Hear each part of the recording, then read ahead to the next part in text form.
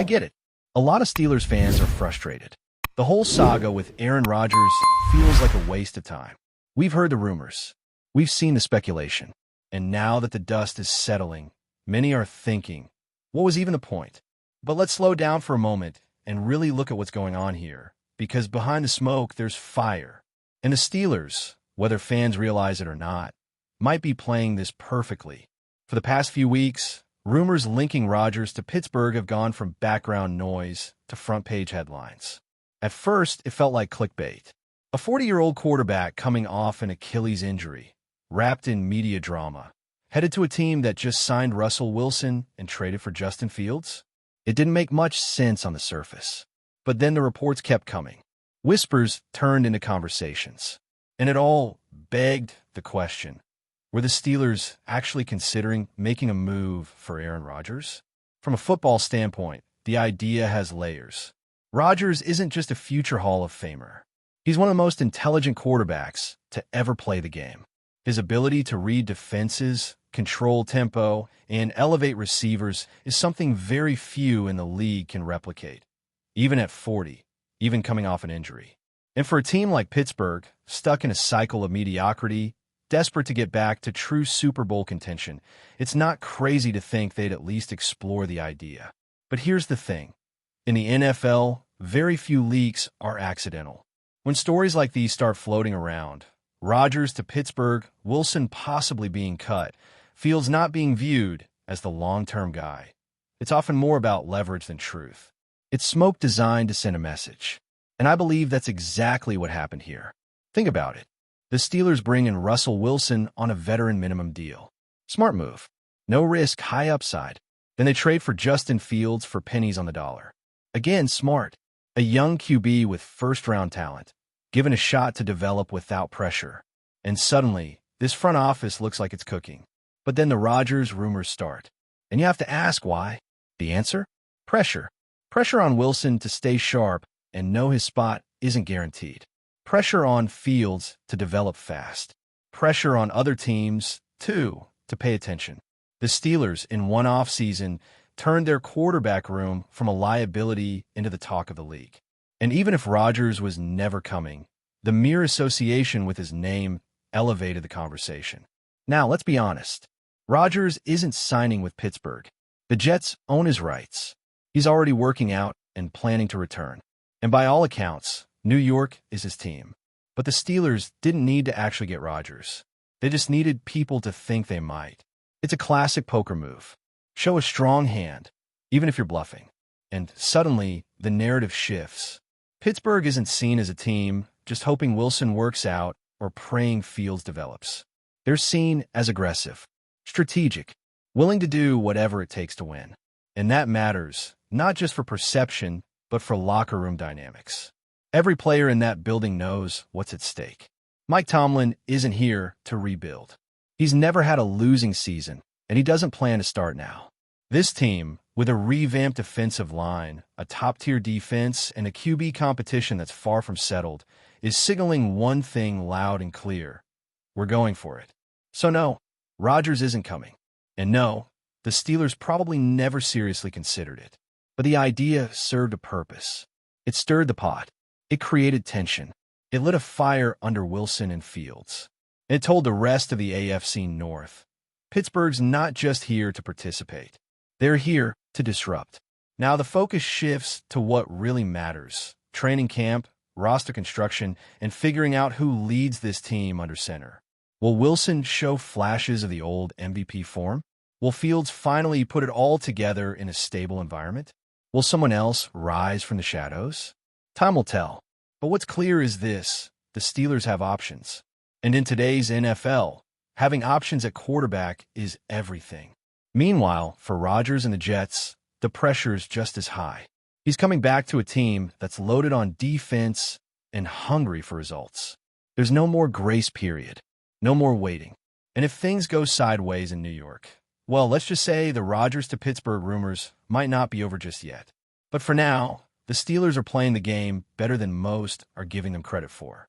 They're controlling the narrative, creating competition, and building a roster that's got real bite. Maybe Rodgers was never the plan, but the smoke he left behind? That was just enough to spark something real in Pittsburgh.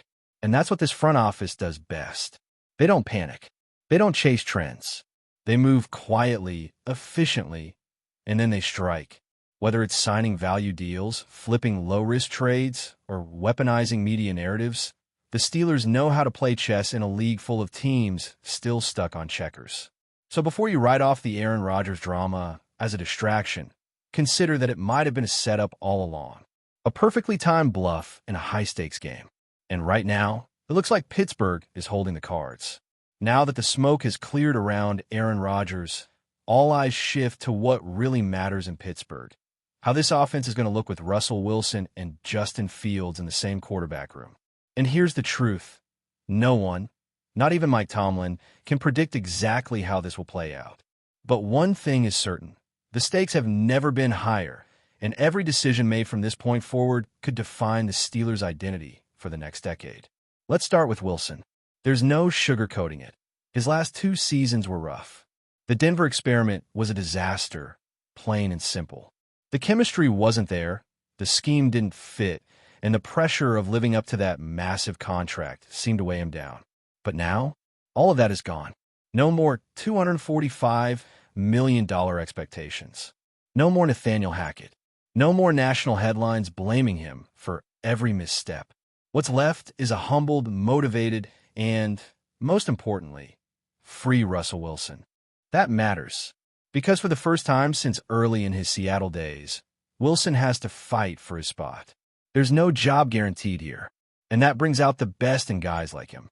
He's got the pedigree, the experience, and the competitive fire to make this interesting. He's already been in Pittsburgh working with receivers, putting in the off-season work, buying into the culture. And say what you will about his play in Denver. He still threw 26 touchdowns last season and cut down on turnovers. That's not nothing. But let's be clear, Russell Wilson isn't walking into a starting role. He's walking into a competition. And standing across from him is a former first-rounder who might have just as much to prove, if not more. Justin Fields was never given a real chance in Chicago. 3 offensive coordinators in 3 years, a bottom 5 offensive line, a revolving door of weapons. It was chaos. And yet, through it all, we saw flashes. The legs, the arm, the playmaking ability. He's got tools that you can't teach. And now, for the first time in his NFL career, he's not being asked to carry a broken team on his back. He's being asked to learn, to grow, to compete. And that's exactly what Mike Tomlin wants. Competition, edge, hunger. This isn't a rebuild. It's a reset. And Fields fits perfectly into that philosophy. He's young, talented, and still moldable. In Pittsburgh, he's not being crowned the savior. He's being asked to earn it. And that might be the best thing that's ever happened to his career. The Steelers haven't had a real quarterback battle like this in years. Not since early in Ben Roethlisberger's era have they seen this kind of open competition. And the ripple effect of that will be felt throughout the locker room. Every player, from Najee Harris to George Pickens, will feed off that intensity. When the quarterback room is locked in, the rest of the offense follows. But here's where it gets even more intriguing. Arthur Smith. The new offensive coordinator may be the most underrated piece of this puzzle. Say what you want about how things ended in Atlanta, but Smith is a brilliant run game designer and understands how to build an offense around his personnel. He helped revive Ryan Tannehill's career in Tennessee. He built one of the most physical run games in the league. And now, he's got 2 quarterbacks with entirely different skill sets to play with. Wilson thrives in structure. Bootlegs, play action, timing routes. That's his game. Keep him on schedule, give him a clean pocket, and he can still deliver at a high level. Fields, on the other hand, brings chaos. He's electric outside the pocket. He extends plays, creates off-script, and punishes defenses with his legs. Smith can build around both, and maybe even both in the same game. Don't be surprised if we see some creative packages early in the season. Quarterback draws, zone reads, misdirection plays. This offense is going to look different. It's going to be multiple. And most importantly, it's going to be physical. That's the Tomlin identity. That's what Pittsburgh football is supposed to be. But beyond scheme and matchups, this season will come down to leadership. Who commands a huddle? Who earns the trust of the locker room? Who responds when things get tough in the fourth quarter? That's what will separate Wilson from Fields, or vice versa. And it's why the Steelers were so smart to take this approach. There's no pressure to rush a decision. They've got the entire offseason, training camp, and preseason to evaluate. No quarterback has to carry the load alone. The defense is elite. The run game is improving. And now, they've got a coordinator who knows how to make life easier on his quarterback, not harder. There's also the wild card that no one's talking about. What if neither guy becomes the long-term answer? That's not a knock on Wilson or Fields. It's just the reality of the league. Sometimes a bridge is just a bridge. But by giving themselves options, the Steelers have created flexibility. If Wilson plays well, great, ride him. If Fields takes a leap, even better, build around him. If both struggle, Pittsburgh walks into the 2026 draft with a clear plan and no dead weight on the cap. It's a win-win-win. Meanwhile, the rest of the AFC North isn't sitting still. The Ravens are still a juggernaut with Lamar. The Bengals will bounce back with a healthy Burrow. And the Browns, well, they're the Browns, but even they've built a scary defense. The Steelers don't just want to stay competitive. They want to be contenders. And that's why this quarterback strategy matters so much. They're not banking on one guy to save them. They're building a system where success isn't dependent on one player being Superman. It's about depth, toughness, smart football, and letting the best man win. That's why this version of the Steelers feels different. It's not about the past. It's not about holding on to fading glory. It's about adapting without losing your identity. And whether it's Wilson's redemption arc or Fields' breakout story, the direction is clear. This team is moving forward. So let other teams chase headlines. Let the media fixate on Rodgers or Dak or whatever drama is trending that week. In Pittsburgh, the work is happening in silence. Behind closed doors, in the film room, in the weight room, in the competition that's brewing every single day. This isn't just a battle for QB1. It's a culture reset. And whether it ends with Wilson under center, Fields breaking out, or someone else entirely, one thing is for sure. The Steelers are going to be ready. Because when the dust settles, when the lights come on, and when that first snap of the season hits, it won't matter who won the off-season headlines. It'll matter who's ready to win on Sunday. In Pittsburgh, they're building a team that's ready to do just that. But before we dive in, don't forget to subscribe to Steelers Nation Central and hit the like button on this video. Your support helps us keep bringing you the latest updates on the Pittsburgh Steelers. And don't forget to share your thoughts on the news in the comments below. The Pittsburgh Steelers have long been known for their stout defense and hard-nosed playing style. But what if they could add a dynamic weapon to their offense to complement their growing arsenal? Could Kendrick Bourne, the talented wide receiver currently with the New England Patriots, be the missing piece? With whispers of potential moves and trade rumors swirling, Steelers fans are beginning to wonder whether the playmaker could bolster their receiving core and take their offense to the next level. Bourne, who made waves with the San Francisco 49ers before his current stint with the Patriots, has been a solid contributor when healthy. His 2023 season was off to an impressive start, catching 6 passes for 64 yards and 2 touchdowns in Week 1, only to be sidelined by a torn ACL later in the season. The injury left him out for several weeks, but his recovery has been nothing short of remarkable. With the 2024 season now underway, Bourne has returned to action after signing a 3-year contract extension with the Patriots. The question remains, however, if his future still lies in New England or if the Steelers will look to take advantage of his talent.